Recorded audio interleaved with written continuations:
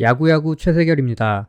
이 채널의 주인이 휴가를 떠난 관계로 오늘은 제가 대신 야구 소식을 전해드리겠습니다. 지난 5일 보스턴은 라파엘 데버스와 11년 3억 3,100만 달러 계약에 합의했습니다. 이는 보스턴 역대 최대 규모 계약이자 13년 3억 3천만 달러의 브라이스 하퍼를 제친 메이저리그 역대 6위에 해당되는 어마어마한 규모의 계약이었습니다. 계약 총액 3억 달러를 넘긴 3루수는 보스턴의 라파엘 데버스와 샌디에고의 매니 마차도, 이 둘이 전부입니다. 데버스의 계약이 발표되고 가장 먼저 생각난 선수는 클리블랜드의 호세 라미레스였습니다. 이 세상 누구보다 클리블랜드를 사랑한 남자 라미레스는 2022 시즌이 시작되기 직전 클리블랜드와 7년 1억 4,100만 달러 연장 계약에 합의했습니다. 이는 지난해 연봉 2,200만 달러와 올해 연봉 1,400만 달러를 포함한 계약으로 라미레스는 35세 시즌인 2028년까지 연평균 2,014만 달러를 받는 초염가 계약을 맺은 것입니다.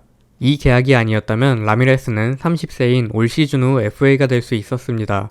지금부터 라미레스가 맺은 이 계약이 얼마나 정신나간 계약인지 알아보겠습니다. 도미니카 공화국 출신인 라미레스는 2009년 17세의 나이로 클리블랜드에게 5만 달러의 계약 보너스를 받고 미국으로 건너왔습니다. 같은 팀의 정상급 유망주 린드호에 가려져 유망주 시절 주목을 받지는 못했지만 성실함과 투지 넘치는 플레이로 코칭 스태프의 눈에 띄며 린드호보다 먼저 메이저리그에 데뷔했고 2015년 개막전 로스터에 들며 클리블랜드 주전 내야수로 도약했습니다. 그리고 2016년 린드호와 함께 잠재력을 폭발시켜 팀을 19년 만에 월드 시리즈로 올려보낸 라미레스는 시즌이 끝나고 클리블랜드와 5년 2,600만 달러 연장 계약을 맺습니다. 누가 봐도 팀 친화적인 계약으로 팀 동료들조차 라미레스에게 실수한 것 아니냐며 구박했지만 라미레스는 이 돈으로도 가족들이 충분한 안전을 보장받을 수 있고 풍요롭게 살 수 있는 금액이라며 낮은 연봉에 전혀 신경을 쓰지 않았습니다. 이후 라미레스는 2017년 MVP 3위,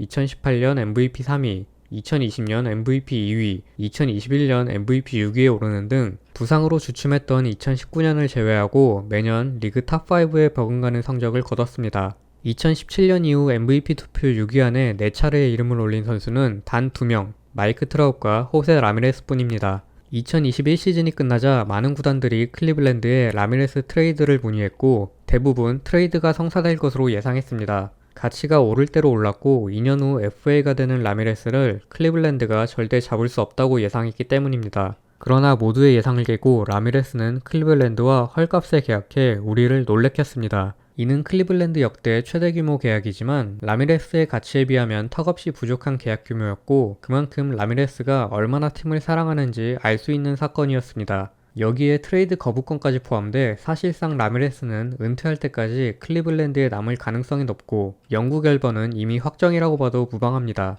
돈 보기를 돌같이 하는 라미레스는 과연 얼마를 포기하고 팀에 남은 걸까요? 이번에 계약한 3루수와 유격수 계약을 기준으로 라미레스의 몸값을 측정해보겠습니다. 보스턴의 데버스가 11년 3억 3,100만 달러, 계약이 확정된다는 가정하에 매치의 코레아가 12년 3억 1,500만 달러, 필라델피아의 터너가 11년 3억 달러, 샌디에고의 보가치가 11년 2억 8천만 달러, 컵스의 스완슨이 7년 1억 7,700만 달러 계약을 맺은 이번 오프시즌, 이들의 평균 연봉은 약 2,687만 달러입니다. 그리고 이들이 6년간 기록한 평균 레퍼런스 승리 기여도는 21.0으로 연간 3.5의 승리 기여도를 올렸습니다. 즉, 구단은 이들에게 승리 기여도 1.0당 약 768만 달러를 지급하는 셈이 됩니다.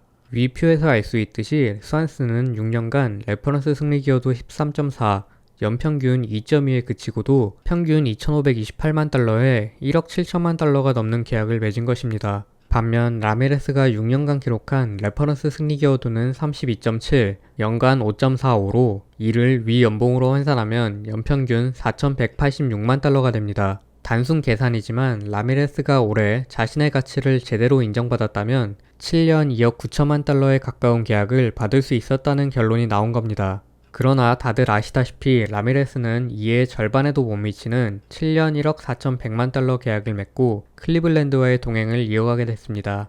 2016년 이후 라미레스가 받은 총 액수는 4,650만 달러로 이 기간 라미레스가 올린 승리 기여도가 37.5에 달하기 때문에 클리블랜드는 승리 기여도 1.0당 124만 달러로 라미레스를 사용한 셈이 됩니다. 그리고 평균 2,014만 달러의 연봉으로 최소 6년을 더 함께할 수 있습니다. 또한 라미레스는 어린 선수들에게 모범이 되며 리더십도 상당히 뛰어난 것으로 알려져 있습니다. 클리블랜드의 투수 트리스턴 맥켄지는 라미레스는 클럽하우스에서 동료들끼리 잘 어울릴 수 있는 분위기를 조성한다며 라미레스의 친화력을 칭찬했고, 셰인 비버 역시 라미레스는 클리블랜드에 없어서는 안 될 존재라며 라미레스의 연장계약 소식을 가장 반겼습니다. 라미레스는 취미가 마리오 카트, MLB 더쇼 등의 비디오 게임이며 오타니의 버금가는 바른 생활 사나이기 때문에 야구 외적으로 사고를 칠 가능성도 매우 적습니다. 클리블랜드에 굴러들어온 보석 라미레스가 올 시즌 어린 선수들을 이끌고 어떤 기적을 보여줄지, 또 올해는 얼마나 높은 가성비를 보여줄지 벌써부터 기대가 됩니다. 참고로 올해 라미레스의 연봉은 1,400만 달러로 같은 팀인 조시벨보다 적습니다.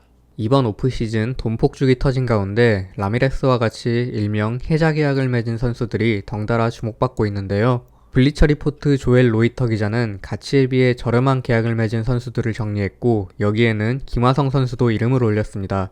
기사에 따르면 김하성은 샌디에고와 4년 2,800만 달러 계약을 맺었고 2년차 시즌을 끝냈다. 올 시즌 기록한 승리 기여도 5.1은 보가츠, 스완슨, 코레아, 터너와 거의 같으며 이들은 김하성보다 한참 높은 연봉을 받게 됐다고 언급했습니다. 김하성 외에 해자 계약으로 언급된 선수로는 5년 5,600만 달러의 샌디 알칸타라, 5년 1억 800만 달러의 루이스 카스티오, 2년 1,800만 달러의 메릴 켈리, 5년 2천만 달러의 엠마누엘 클라세 등이 있었고, 아레나도와 골디, 아쿠냐와 알비스도 당연히 이름을 올렸습니다. 샌프란시스코는 불펜 투수 루크 잭슨과 2년 1,150만 달러 계약을 맺었습니다. 2021 시즌 71경기 ERA 1.98로 애틀랜타의 월드 시리즈 우승에 일조했던 잭슨은 지난해 4월 토미존 수술을 받아 재활에 전념 중인데요.